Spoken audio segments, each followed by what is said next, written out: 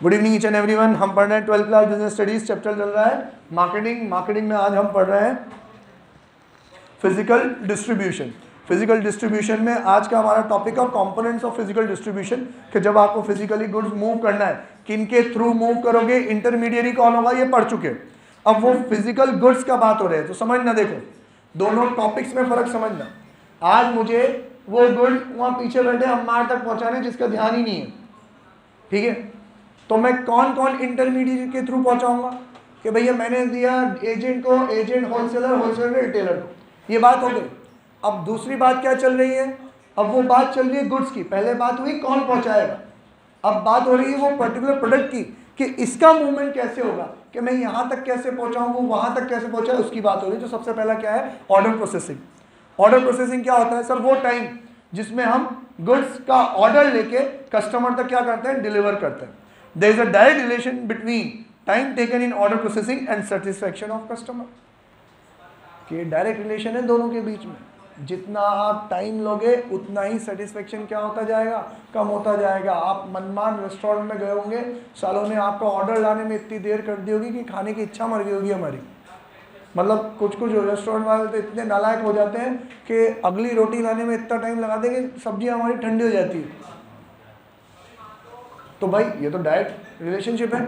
आप जितना order late करोगे उतना सेटिस्फेक्शन हमारा क्या हो जाएगा, कम हो जाएगा। Fast order processing gives more satisfaction to customer but this involves cost. फोकट में थोड़ी हो सकता है। ऑर्डर जल्दी प्रोसेस करना है तो उसके लिए क्या लगेगी भाई, आपको कॉस्ट लगेगी। जैसे अभी अपन ने क्लास के पहले फ्लिपकार्ट का एग्जाम्पल लिया कि 1 डे में उन्होंने मोबाइल डिलीवर कर दिया, तो कैसे किया होगा, जगह जगह उन्होंने अपने डिपो बना के उन प्रोडक्ट को पहले से ही क्या करके रखा है, स्टोर करके रखा है। तो उन स्टोरेज की कॉस्ट तो उनके ऊपर बियर करनी पड़ेगी ना। तो भाई it involves cost. Companies are now looking forward for information technology based system of order processing to make it fast and satisfy its customer. वो उन्होंने फोन पे ऑर्डर लेना मना कर दिया, क्या कहा कि भाई किस पे लेंगे, वेबसाइट पे ही लेंगे। क्यों, क्योंकि उनको पता है कि अगर हम वेबसाइट पे नहीं लेंगे तो क्रोनोलॉजी मेंटेन नहीं होगी ना, किसका पहले आया किसका बाद में आया, हम कैसे प्रूव करते रहेंगे हमारे कस्टमर को, और फिर हमारी ब्रांड वैल्यू क्या हो जाती है, कम हो जाती है। तो इन्फॉर्मेशन टेक्नोलॉजी का इस्तेमाल करते हैं। इसी तरीके से उस कंपनी में भी यही होता था। वो कंपनी क्या करती थी, कस्टमर से या तो फॉर्म फिल करवाती थी या कस्टमर को कॉल पे लेके फॉर्म खुद फिल करती थी। जैसे ही फॉर्म फिल करती थी तो उन्होंने अपना पूरा एक मैनेजमेंट इंफॉर्मेशन सिस्टम बनाया हुआ था कि जैसे ही वो सिंगल फॉर्म फिल हो तो सारी डिटेल अपने आप स्टोर वाले के पास पहुंच जाए, सारी डिटेल अपने आप अकाउंट्स वाले के पास पहुंच जाए। अकाउंट वाला मीनवाइल उसका इनवॉइस रेज कर दे, स्टोर वाला उसके माल की अवेलेबिलिटी वहीं पे क्लिक कर देता था कि ये माल इतना इतना पीस है, इतना नहीं है। सेल्स वाला ऑर्डर कंफर्म करके अकाउंट्स वाले के पास कंफर्मेशन भेज के वो पैसे लेके, पैसा डन हुआ, स्टोर के पास गया, विद इन अ डे सारी एक्टिविटी कंप्लीट करने के बाद ऑर्डर उसका डिस्पैच हो गया, पैक्ड हो गया। तो ये क्या हुआ, इंफॉर्मेशन टेक्नोलॉजी का क्या करा उन्होंने, यूज करा। ठीक है, नेक्स्ट ट्रांसपोर्टेशन। और सर ट्रांसपोर्टेशन क्या होता है, सर फिजिकल मूवमेंट, आपको यहाँ से वहाँ ट्रांसपोर्ट करना है। जैसे मैंने एक व्यापारी को, मैं मेरे क्लाइंट के साथ बैठा हुआ था, तो क्लाइंट को एक कॉल आया,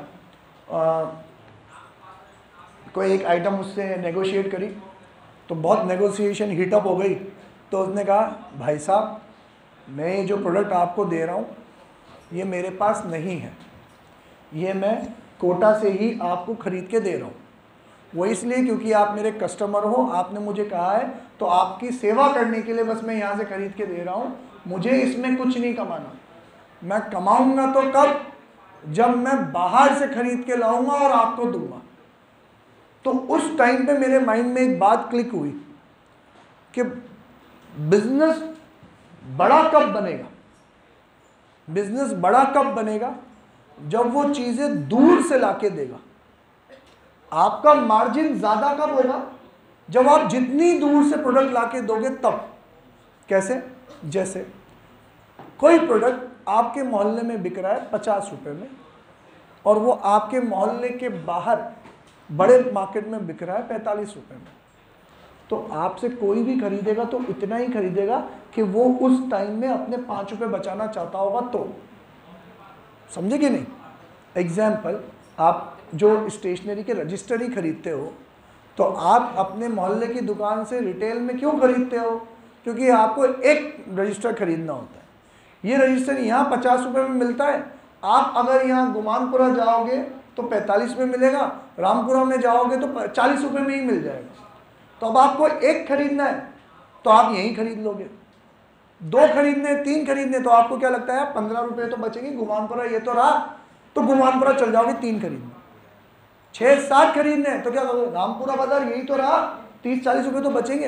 हाँ, अगर आपका टाइम 30-40 रुपये ज़्यादा महंगा है तो फिर आप यहीं से खरीद लोगे। लेकिन जहाँ डिस्टेंस के साथ रेट मैटर करती है, जैसे आपको एक बात बताऊँ, अब जो भी अपना घर बनाता है ना, तो जो फैंसी झूमर होता है ना, वो झूमर अब यहाँ से कोई खरीदता ही नहीं। यहाँ जितने भी दुकान वाले हैं ना, वो बेच ही नहीं पाते, क्योंकि ये झूमर आते हैं महंगे, और दिल्ली ये रहा 1 रात की दूरी पे 6 घंटे। तो मैं यहाँ से 1 लाख रुपए का माल खरीदूंगा, इससे अच्छा मैं 5,000 रुपये में दिल्ली पहुँच जाऊँगा, और 5,000 रुपये में यही लाख रुपए वाली चीज़ 50,000 रुपये में दिल्ली से ले आऊँगा। तो जिसको सिर्फ एक ही खरीदना है 5-6 हज़ार का झूमर, वो तो यहीं से खरीद लेगा। लेकिन जिसको पूरे घर की लाइटें खरीदनी हो, कहाँ चल जाएगा, दिल्ली। और इसी तरीके से जिसको पूरा होटल बनवाना है, वो कहाँ जाएगा, डायरेक्ट चाइना जाता है कहीं, और वहीं से पूरी चीज़ एक साथ खरीद के ले आता है। तो मीन्स समझ में आ रहा है कि आपका बिजनेस बड़ा हो रहा है किससे, कि कितना डिस्टेंस आप कवर कर पा रहे हो। यही छोटा बड़ा व्यापारी होता है। सबसे छोटा व्यापारी क्या करेगा, यहीं से खरीद के यहीं बेच देगा। उससे बड़ा व्यापारी क्या करेगा, अगले शहर से लाएगा, और उस शहर का व्यापारी कहाँ से लाएगा, अगली कंट्री से लाएगा। समझे कि नहीं, तभी तो बड़ा बढ़ता है। दिल्ली का मार्केट बड़ा क्यों है, क्योंकि वो इंपोर्ट करके बाहर से ला रहा है। फिर दिल्ली वाला सब जगह बेच रहा है, तो जयपुर वाला दिल्ली से खरीद रहा है, कोटा वाला जयपुर से खरीद रहा है, और हमारे कोटा वाले कोटा के बड़े व्यापारी से खरीद रहे हैं। तो अगर मैं छोटा व्यापारी हूँ तो कोटा से खरीद लूँगा, लेकिन अगर मुझे इसी के बराबर आना है तो मुझे चीज़ कहाँ से खरीदनी पड़ेगी, जयपुर से।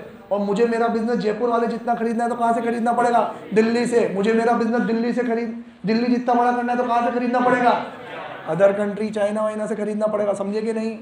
तो भैया ट्रांसपोर्टेशन आपके बिजनेस का एक बहुत बड़ा फैक्टर है कि आप अपना बिजनेस कितना बड़ा कर सकते हो। और हर चीज़ में ट्रांसपोर्टेशन क्या करता है, कॉस्ट ऐड करता है, बेनिफिट प्रोवाइड करता है। कस्टमर सेटिस्फाई कब होगा, जब आप उसको सेम रेट पे यहीं पे प्रोडक्ट ला के दे दोगे तो ही तो खरीदेगा। हो गया सर, दिल्ली जाओगे इतना पैसा कट करके इतने में कह दो, इतने में तो मैं ही दे दूंगा, तो खरीदेगा कि नहीं खरीदेगा आपसे। तो ट्रांसपोर्टेशन आपको डिसाइड करना है। तो transportation means physical movement of goods from place of production to place where they are acquired. Transportation adds value to the goods by moving them to place where these are required. Example, tea plantations done in Darjeeling, Gangtok, Assam. But these are transported all over the country, and the value of tea is much higher in other parts of country as compared to the place of production. यही same example जो इन्होंने T का लिया, दार्जिलिंग, आसाम, गैंगटॉक में बनती है, पूरी country में बिकती है। तो यहाँ पे चाय महंगी है, वहाँ नॉर्थ ईस्ट साइड में चाय सस्ती है। साउथ में जाओगे तो चाय और महंगी हो जाएगी, वहाँ चाय नहीं बनती, वहाँ नारियल बनते भाई, तो वहाँ नारियल पानी सस्ता है। और जैसे धीरे धीरे तुम नारियल पानी को दूर पहुँचाते जाओगे, यहाँ नारियल पानी कितने का मिलता है, 50 रुपये का, 60 रुपये का, और वहाँ जाओ ऊपर 100-150 का हो जाएगा, ठीक है। लेकिन वहाँ तुम साउथ में चल जाओ 5-10 रुपये का मिलेगा। इवन तो मैंने तो सुना कि वहाँ पे तो हर चीज़ ही नारियल तेल की बनती है, खाना भी नारियल कोकोनट ऑयल में ही बनता है वहाँ पे। तो वहाँ चीज़ें वो क्या है, सस्ती है। जैसे जैसे ट्रांसपोर्टेशन कवर करता जाएगा, अब ट्रांसपोर्टेशन क्या ऐड करता है, कॉस्ट भी तो ऐड करता है। ट्रांसपोर्टेशन क्या ऐड करता है, चीज़ें महंगी क्यों हो रही है, ट्रांसपोर्टेशन की वजह से ही तो महंगी हो रही है, प्लस उसकी यूटिलिटी की वजह से भी महंगी हो रही है। एग्जाम्पल ये नहीं है कि वहाँ का नारियल यहाँ तक लाने में 10 की चीज़ 50 की हो रही है। हाँ, हो सकता है 10 की चीज़ 30 की हो रही हो, वो बेचारा वहाँ तोड़ के मेहनत करके 10 में बेच रहा है, मैं बस यहाँ तक ले आया तो मैं 30 की चीज़ कितने में बेच रहा हूँ, 50 में। वो उसको फ्री का भी पड़ा होगा तो भी कितने का, उसने खुद के खेत में भी उगाया होगा ना, तो भी कितने कमा पाया मेहनत करके, 10। आजा बेटा, वो कितने कमा पाया, 10। और मैं सिर्फ ट्रांसपोर्ट करके लाया, ट्रांसपोर्ट का खर्चा जोड़ के मुझे 30 का मिला, फिर भी मैं कितने बेच रहा हूँ, 50 में। मैं कितने कमा रहा हूँ, 20। क्यों कमा रहा हूँ, क्योंकि आप वहाँ तक जा नहीं सकते। नारियल पानी पीने तुम थोड़ी जाओगे साउथ, तुम तो 20 रुपये देने के लिए रेडी हो ना, क्योंकि मैंने डिस्टेंस क्या कर लिया, ट्रेवल कर लिया, ठीक है। सो देखो ये वाली लाइन अंडरलाइन कर लेना। So transportation adds value to the product, transportation adds value to the product, और मार्केटर का काम ही यही है कि वो उसके प्रोडक्ट की वैल्यू क्या करे, बढ़ाए। तो ट्रांसपोर्टेशन उसमें सबसे बड़ा फैक्टर है।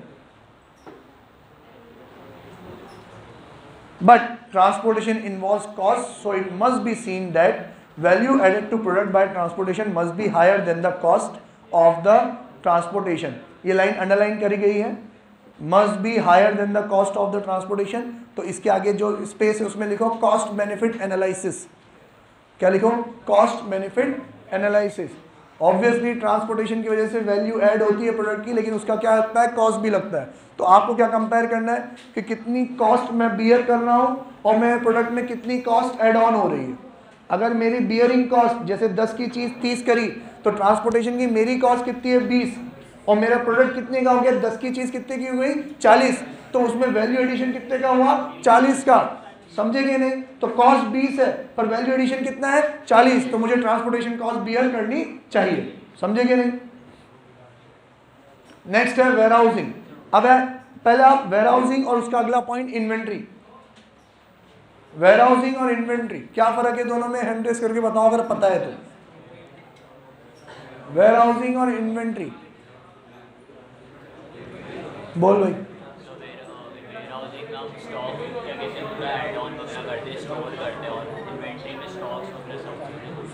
वेयरहाउसिंग में हम स्टॉक स्टोर करते हैं और इन्वेंट्री में क्या करते हैं फिर, इन्वेंट्री तुम खुद स्टॉक को कह रहे हो, उसकी नहीं कह रहा हूं मैं। इन्वेंट्री में कैश आता है,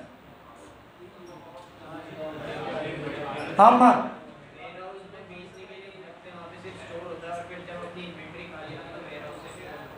ठीक है, कई हद तक सही है। आप यूं समझो, warehousing is a bigger factor, inventory is a smaller factor. Inventory maintain होती है पॉइंट ऑफ सेल पे। कहाँ मेंटेन होती है इन्वेंट्री, पॉइंट ऑफ सेल पे। मतलब इन्वेंट्री में मेंटेन कर रहा हूँ किस एस्पेक्ट से, सेल करने के एस्पेक्ट से, कि जब बंदा खरीदने आए तो मेरे पास अवेलेबल हो। मैं उसको ये नहीं कहूँगी कल आना शाम को आना, तो उसको मैं क्या बोलता हूँ, इन्वेंट्री। मतलब इन्वेंट्री कहाँ मेंटेन होगी, पॉइंट ऑफ सेल पे, जहाँ पे मैं सेल कर रहा हूँ वहाँ। और वेयरहाउसिंग में करता हूँ पूरे बिजनेस के एस्पेक्ट से, पूरे बिजनेस प्रोस्पेक्टिव से। जैसे वो माजा की टैगलाइन है हर मौसम आम, माजा की टैगलाइन है हर मौसम आम। कौन उगा रहा है हर मौसम आम, कहाँ से आ रहा है, how is it possible.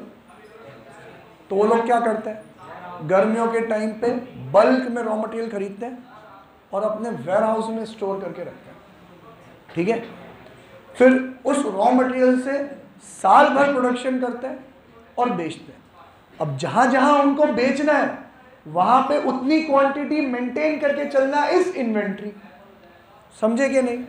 Where housing पूरे बिजनेस के पर्सपेक्टिव से है, उसमें सिर्फ और सिर्फ फिनिश गुड्स ही नहीं है, उसमें रॉ मटेरियल भी है, टाइम की अवेलेबिलिटी भी है। मतलब वेयर हाउसिंग किसके केस में आएगा, जैसे एक एग्जांपल लूं, मेरा रॉ मटेरियल है ना, each and every point of time पे अवेलेबल नहीं होता, तो जैसे ही अवेलेबल होता है मैं पूरा खरीद के रख लेता हूं। तो ये इन्वेंट्री में आएगा कि वेयर हाउसिंग में आएगा, वेयर हाउसिंग में आएगा, ठीक है। फिर जैसे आप एग्जाम्पल लो, आपके पतंग का कामकाज, अभी दिसंबर आ गया, जनवरी आ गया, पतंग उड़ना चालू हो जाएगी, तो वो चलती कितने टाइम पे, मतलब उनका बिजनेस चलता कितने हैं, 1 महीना 1.5 महीना ज़्यादा से ज़्यादा। लेकिन 1-1.5 महीने में जितनी पतंग वो बनाते पूरा साल भर है, तो उनको बेचना तो कब है, इस 1-1.5 महीने में। पर मैन्युफैक्चरिंग तो उनकी पूरी साल भर चलेगी ना, तो साल भर बना के जहाँ स्टोर करेंगे वो क्या है, वेयर हाउसिंग। अब जब बेचना है तो उनको फैलाना पड़ेगा और हर पॉइंट ऑफ टाइम पे जितना बेचना है उतना रेडी करके रखना पड़ेगा, ये क्या है उनकी इन्वेंट्री। समझे, दोनों अलग अलग तरीके से होता है। 3-4 अलग अलग फैक्टर होंगे वेयर हाउसिंग के, कि एक सर मेरा रॉ मटेरियल सीजनल है, एवरी टाइम अवेलेबल नहीं होता। दूसरा, सर रॉ मटेरियल तो अवेलेबल होता है, मेरा फिनिश गुड सीजनल है, सीजन में इतना सेल होता है जितना मैं साल भर में बना ही भी नहीं सकता, तो साल भर बनाता हूँ, स्टोर करके रखता हूँ, सीजन में क्या करता हूँ, सेल करता हूँ। वापस से क्या आया, वेयर हाउसिंग। सर मेरा जो रॉ मटेरियल है ना वो सब्जेक्टिव है, मिला तो मिला, नहीं मिला तो नहीं मिला, ठीक है। तो उस केस में जब मिलता है, जितना मिलता है मैं बल्क में खरीद के पटक देता हूँ। जैसे अभी लहसुन के प्याज बिक रहे, बढ़ रहे हैं, लहसुन की प्राइस बढ़ रही है फुल। अगर आप लोगों को आपका कोई घर बार का इस चीज़ से जुड़ा हुआ काम काज हो तो लहसुन की प्राइस फुल शूट हो रही है। और आपको पता है ये साल के इस महीने में हर साल होती है, एवरी ईयर इस सीजन में लहसुन का प्राइस शूट करता है। तो कुछ बड़े बड़े सेठ तो बड़े बड़े गोडाउन लहसुन के भर के रख लेते हैं 2 महीने के लिए। सितंबर अक्टूबर में जितना लहसुन मिल रहा है उनको भर के रख लेते हैं, स्टोर करके रखते हैं, नवंबर दिसंबर में बेचते हैं। शेयर बाजार से ज़्यादा प्राइस कमा लेते हो। मतलब 10 रुपये किलो वाली चीज़ 100 रुपये किलो बिकती है 2 महीने में। और कभी कभी स्कैरसिटी तुम जितना होल्ड करके रखोगे उतना ज़्यादा, ठीक है।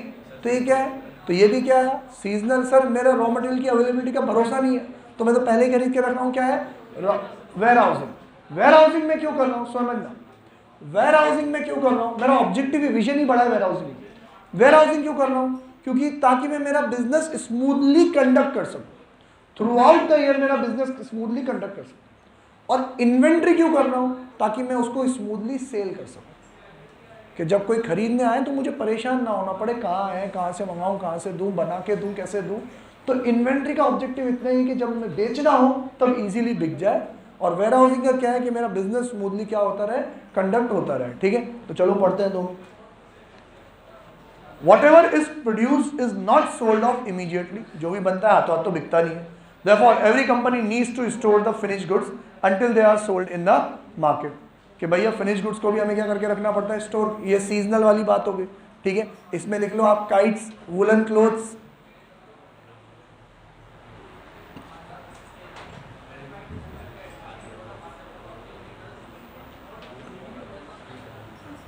second line, storage of goods is necessary because some goods like crops are seasonal in production but are demanded throughout the year। तो यहाँ लिख लो माजा, हर मौसम आम। So these have to be stored for supplying throughout the year। Some goods are produced throughout the year but are demanded in a particular season only। वो पहली वाली line. These are also stored during off seasons till the demand comes, for example woolen clothes, AC, etc। Maintaining stock in warehousing involves cost, whether company has its own warehouse or use hire one। So firm must compare। ये जो 100 वाली line है ना उसको bracket में mark कर दो। Marketing में हमें यही डिसीजन लेना है। The firm must compare the cost involved in using warehouses and benefit which company gets and try to create a balance between both। वापस से कॉस्ट बेनिफिट एनालिसिस कि सर वेयर हाउसिंग में कितनी कॉस्ट लग रही है, उस कॉस्ट को बियर करके मुझे कितना बेनिफिट मिल रहा है। एग्जांपल लें अपन कि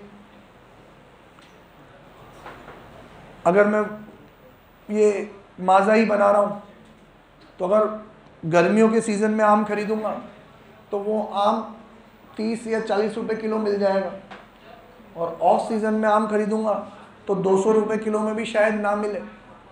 तो वो 40 रुपये की चीज़ कितने की कर रहा हूँ मैं, 200 रुपये की कर रहा हूँ। मतलब वैल्यू एडिशन कितने की हो रही है, 160 रुपीज़ की, ठीक है।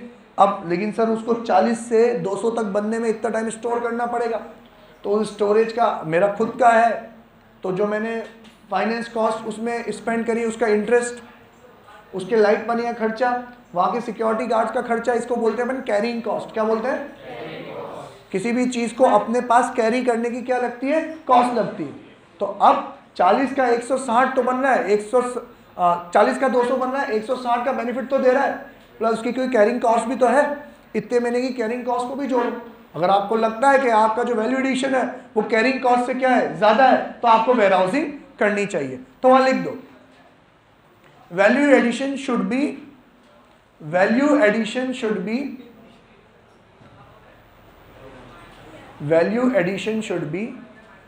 more than carrying cost। value addition should be more than carrying cost। मेरे बाद किसकी क्लास है तुम्हारी, अब्दुल सर की है ना, ठीक। लास्ट पढ़ते हैं इन्वेंट्री। अब इन्वेंट्री के लिए है ना, मैं आपको एक एग्जांपल समझाता हूँ।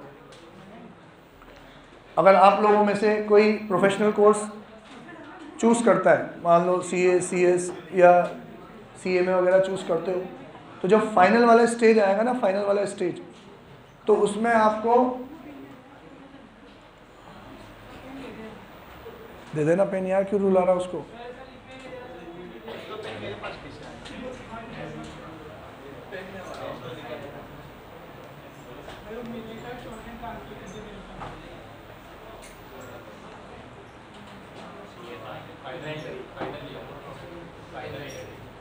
अगर आप कोई प्रोफेशनल कोर्स करते हो तो उसकी फाइनल स्टेज पे आपको एक सब्जेक्ट पढ़ाया जाएगा ऑपरेशनल रिसर्च।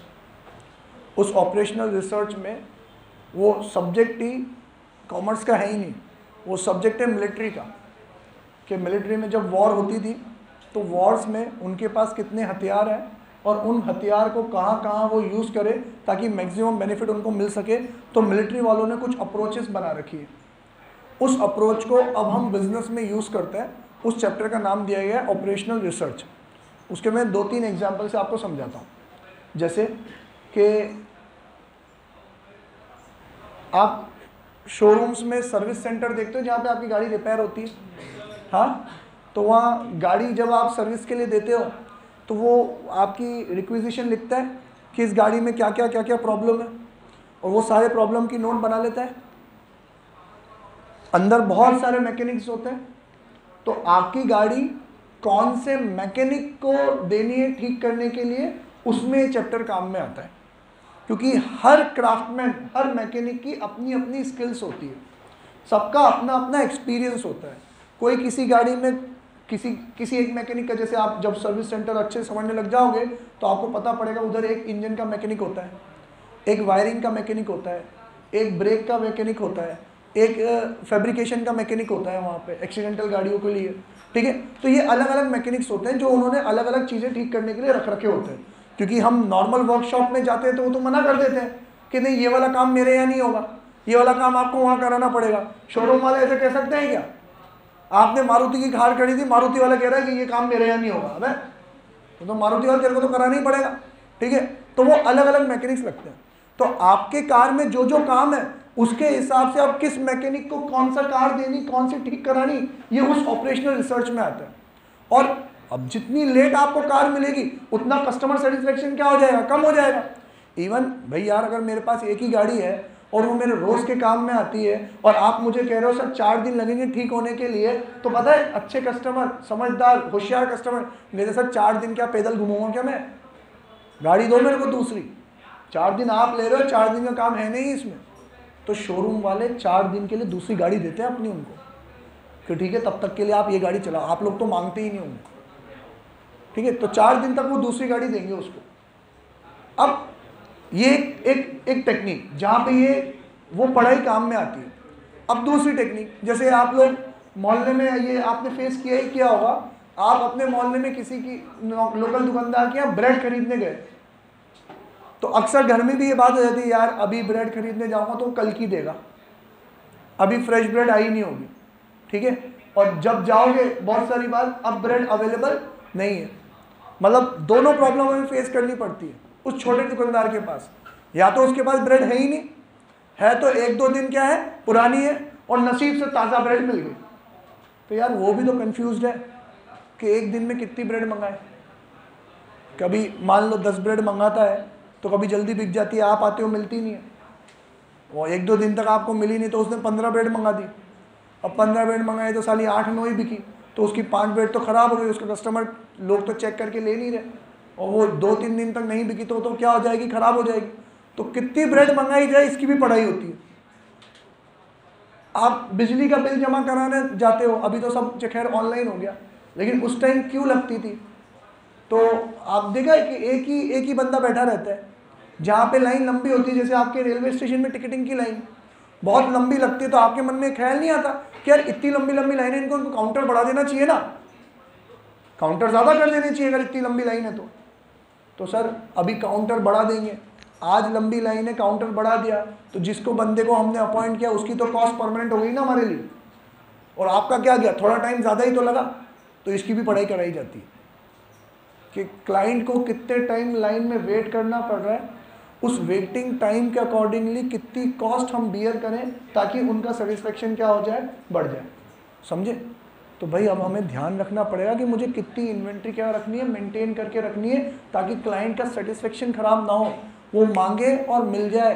और अगर नहीं मिल रहा तो कहीं ना कहीं मैं वो कस्टमर सेटिस्फेक्शन को खो रहा हूँ, और उस कस्टमर सेटिस्फेक्शन को पाने के लिए मुझे इन्वेंट्री मेंटेन करनी पड़ रही है, और इन्वेंट्री मेंटेन करने के लिए मेरा नुकसान भी हो रहा है। तो वापस से कॉस्ट बेनिफिट एनालिसिस लेना पड़ेगा आपको कि इन्वेंट्री मेंटेन करता हूं तो फायदा कितना मिल रहा है और इन्वेंट्री मेंटेन करने की कॉस्ट कितनी है, तो आपको कॉस्ट बेनिफिट का एनालिसिस करना पड़ेगा।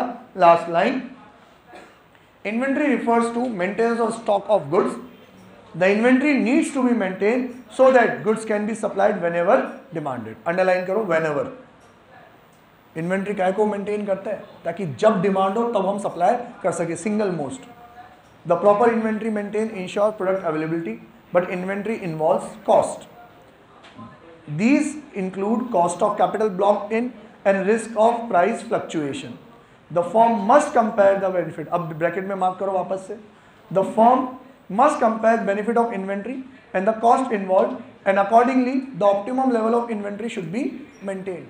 कि कितना कॉस्ट लग रही है, कितना बेनिफिट मिल रहा है, और कितनी लेवल ऑफ इन्वेंट्री में मेंटेन करनी चाहिए। जैसे अगर आप कोई बड़ी पढ़ाई नहीं भी करोगे तो ये इन्वेंट्री वाला तो आपको सेकेंड ईयर में सिखाया जाएगा, इकोनॉमिक ऑर्डर क्वांटिटी, EOQ बोलते हैं उसको, कि आपको कितनी क्वांटिटी का ऑर्डर प्लेस करना चाहिए, कितनी क्वांटिटी आपको मेंटेन करके रखनी चाहिए। कॉस्टिंग वाले चैप्टर में आपको सिखाया जाएगा। बीकॉम करोगे तो सेकंड ईयर में आएगा ये, ठीक है। आज के लिए इतना ही, फिर मिलते हैं अपन, तब तक के लिए बाय, टाटा, सी यू।